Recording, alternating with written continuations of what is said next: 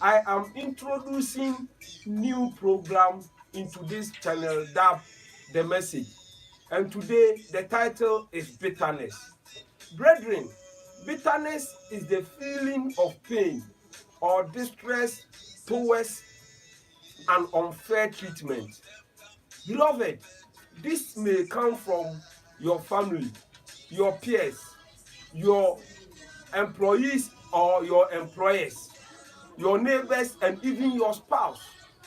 And the problem is, at times, this is inevitable because you don't have power or control over people around you.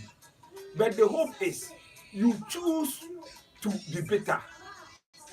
So please, let us ignore things that are unnecessary and try to be focused, because the Bible says that a cheerful heart is the medicine to the soul, but the broken spirit dry the bones. Beloved, I want us to move to causes of bitterness. And the first cause is affliction. Affliction may be financial difficulties or sickness. If you read Ruth, the book of Ruth in the Bible, Naomi and her family traveled from Bethlehem to the land of Moab because of famine. Naomi lost her husband and her two sons. When she returned home, they called her Naomi. And he said, "No, do not call me Naomi, call me Mara, because God has dealt with me drastically." And you see, the meaning of Naomi is delightful or happiness, but Mara is bitterness.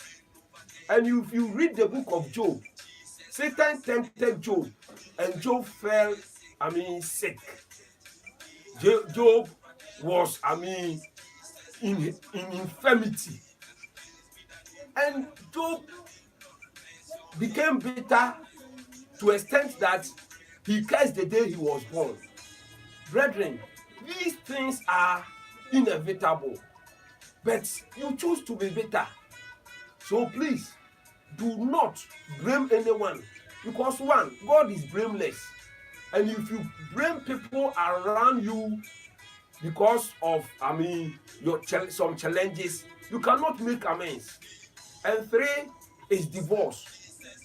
If your spouse file divorce letter, you become bitter and you try to uh do so many things. And this is not, maybe not your fault. It may be financial, it may be infirmity, it may be infidelity, whatever. But I am telling you that if your spouse divorces you, it does not mean the world has come to an end. And four is covetousness. Jealous or envy can also cause bitterness. Do not envy people around you. Maybe your friend has been excel in school. Maybe a married couple, they are, developing in infrastructure. They are doing properties. Do not envy them.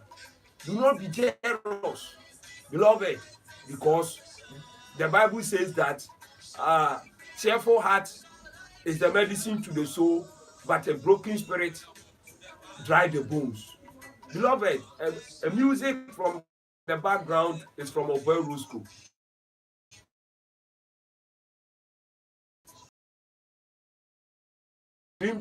uh, Boom play.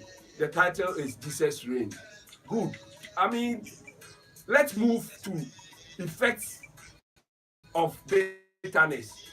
Beloved, the first effect of bitterness is sickness. Whenever you are bitter, you think beyond your faculty. And when you think beyond your faculty, your pressure or your high blood pressure rises up. So you have sleepless night, and if care is not taken, this can cause stroke. Please, let us try to avoid bitterness because it can cause, sickness. Two is murder. When you are bitter, You can kill. If you read the book of Genesis chapter 4, Cain killed his brother Abel because of bitterness. If you read 2 Samuel, Absalom killed his half-brother Ammon because of bitterness. Let us avoid this because it can cause murder. And you may lose focus because whenever you see the person, you become angry, and whatever you are doing, you try to lose focus. Beloved, let us try to avoid bitterness because we can lose focus in whatever we are doing. And last but not least is how to overcome bitterness. The first thing to overcome bitterness is forgiveness. Forgiveness. One day, Peter asked Jesus Christ, how many times should we have to forgive our offenders? And Jesus Christ said to Peter that 7 times 77. Literally, this means you should forgive all time. And forgiveness is endless. Your spouse, insult you. So you are saying you will never forgive him or her. Your spouse, is committing infidelity. So you will not forgive. Divorce is not good. Please forgive and forget. And that will avoid bitterness. Because as I said earlier, there are some things that are inevitable. You cannot avoid them. But when it comes, you choose to, be bitter because you have control over your life. And second one is contentment. Be content with what you have. Do not envy anyone. Do not be jealous in life because, in Akan's language, they say, Obi kra ni nyankopon, no obi nyina ho. So if someone is rich, your peers, they are rich, and so what? Your colleagues have been promoted, and so what? Me? People in your neighbor, they are, progressing, and so what? Be content with what you have, and you avoid bitterness in life. And last but not least is vision.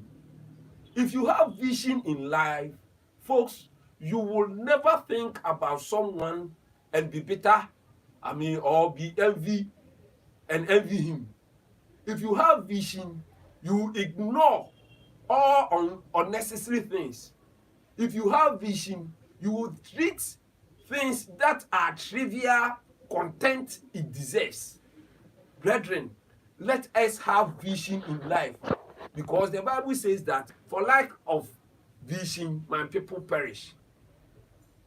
Ladies and gentlemen, as you are watching me, my advice today is to avoid bitterness because the Bible says that a cheerful heart is the medicine to the soul, but the broken spirit dry the bones. My name is Nana Noche aka Oberusku. Please subscribe to this channel, like and share.